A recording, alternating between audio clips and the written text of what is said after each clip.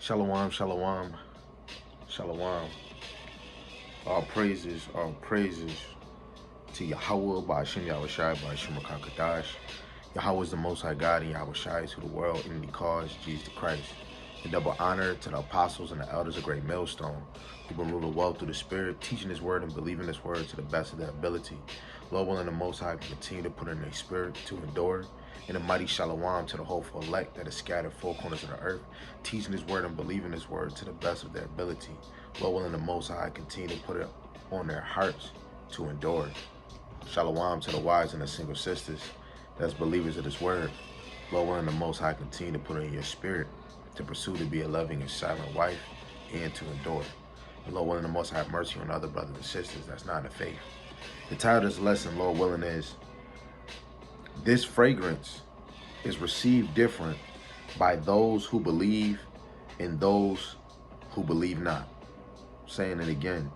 This fragrance is received different by those who believe and those who believe not. The first verse I'm going to deal with is 2 Corinthians chapter 2 in the NLT, verse 14 to 16. But we'll close off with verse 17. It says, "But thank the Most High, He has made us His captives and continue to lead us along with Hamashiach's triumphal procession. Now He used us to spread the knowledge of Hamashiach everywhere," because these are the apostles. "Like a sweet perfume, our lives are Hamashiach-like fragrance, rising up to the Most High. But this fragrance is perceived differently by those who are being saved and by those who are perishing. To those who are perishing, we are a dreadful smell of death and doom. But to those who are being saved, we are life-giving perfume. And who is adequate for such a task as this?"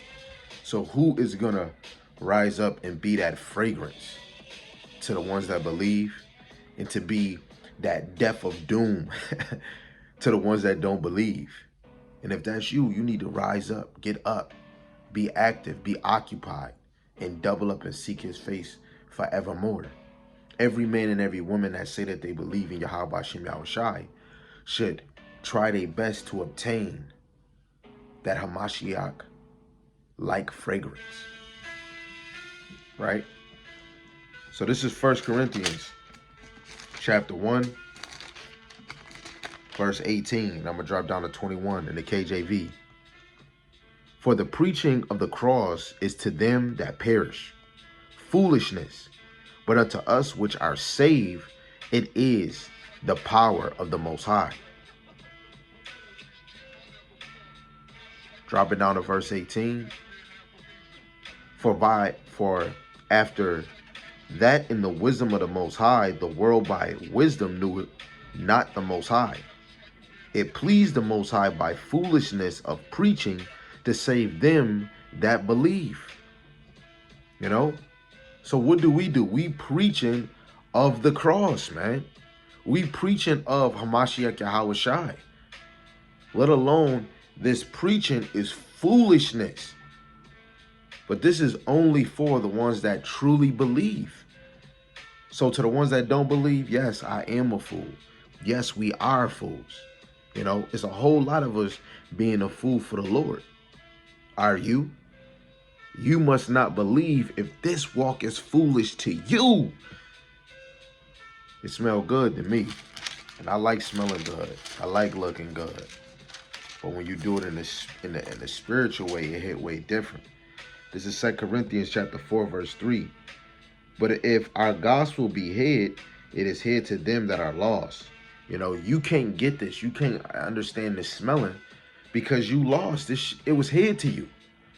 You know, verse 4, it says, "In whom the God of this world hath blinded the minds of them which believe not, lest the light of the glorious gospel of Hamashiach, who is the image of the Most High, should shine unto you."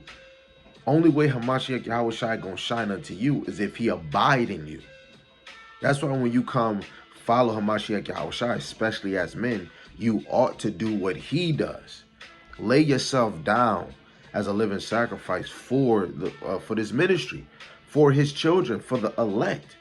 You know, we're trying to be a light example for the elect. You know, this is not for popularity gain for the world to say, oh, he's cool.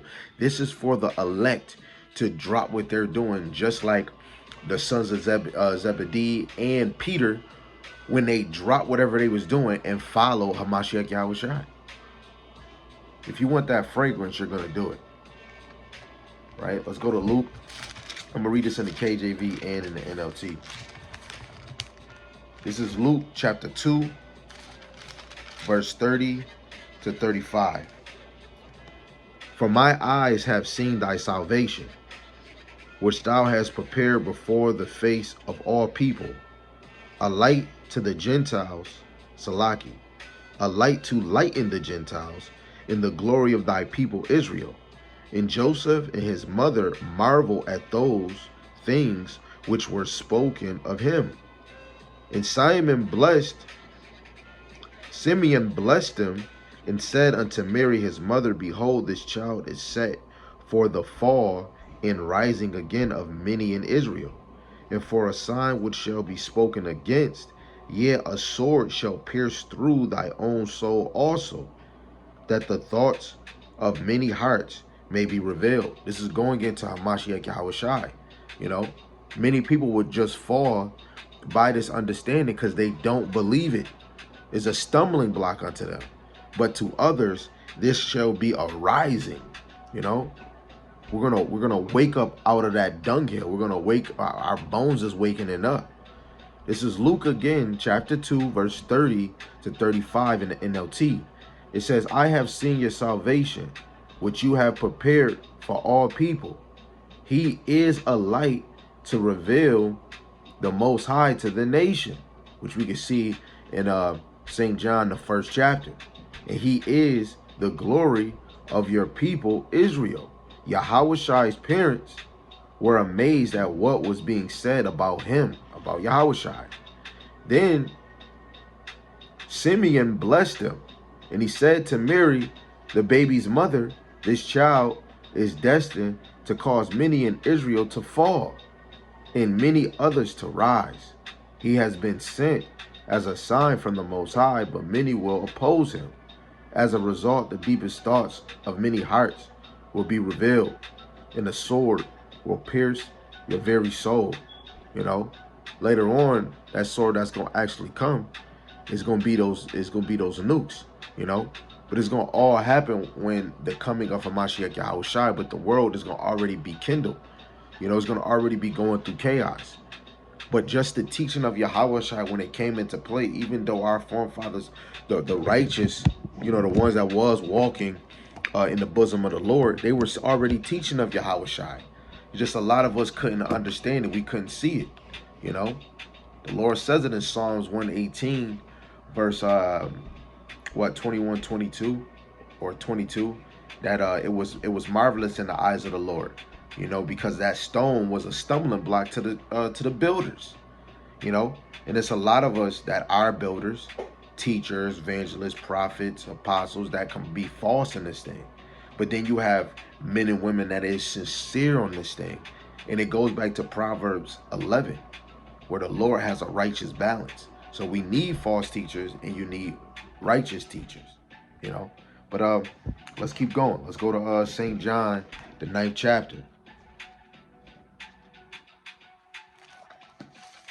This is St. John chapter 9, verse 39 to 41. It says, and Yahushua said, for judgment I am come into this world, that they would see not might see, and that they would see might be made blind.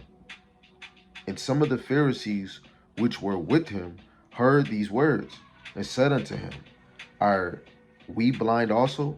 And Yahushua said unto them, if ye were blind, ye should have no sin. But now ye say, we see, therefore your sin remaineth. And a lot of us, you know, I'm going to be honest, I was blind. I didn't know none of this. So the Lord allowed me to see, especially if he allowed me to see prophecies and deeper things.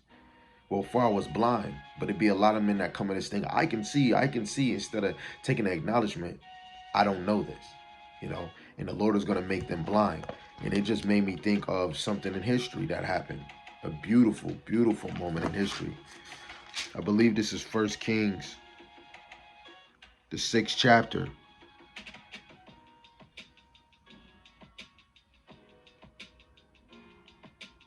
Okay, this is 2 Kings chapter 6. And I'm gonna read verse 15. I'm gonna start at 14. It says, "Therefore sent he thither horses and chariots and a great host, and they came by night and compassed the city about. And when the servant of the man of the Most High, which is Elisha, was risen early and gone forth, behold, a host compassed the city both with horses and chariots. And his servant said unto him, Alas, my master, how shall we do? And he answered, Fear not, for they that be with us are more than they that be with them." Because it was an army coming for Elisha. And the servant is like, yo, what we gonna do? It's more of them than us. But Elisha just tell you, Elisha explained to you, no, it's more of us than them. Verse 17, and Elisha prayed and said, Yahweh, I pray thee, open his eyes that he may see. And Yahweh opened the eyes of the young man. And he saw, and behold, the mountain was full of horses and chariots of fire round about Elisha. You know, and I'm praying for it, you know, more that the hopeful elect can gain more wisdom, knowledge, and understanding. You know, all his hopeful elect, even me, so that we can actually understand and see what the Lord is talking about, so we don't become a bug out, so we can sing the same song and be in order. You know, I pray for all the hopeful elect that they can grow in wisdom, knowledge, and understanding if the Lord is dealing with you and allow you to, you know. But for the 2/3 and the rest of the world, you know, I pray that the Lord continue to allow you to be distracted so that you can fall in your laziness and you can fall with your distractions. And I pray that this doesn't happen to you. But if you're not striving or thinking about the Lord, you deserve punishment. But to continue on, 2 Kings chapter 6, verse 18. And when they came down to him, Elisha prayed to Yahweh and said, Smite this people, I pray thee, with blindness. And he smote them with blindness according to the word of Elisha. And I believe the more that we pray to Yahweh, he will do. But if you ungodly, you ain't striving for the Lord ain't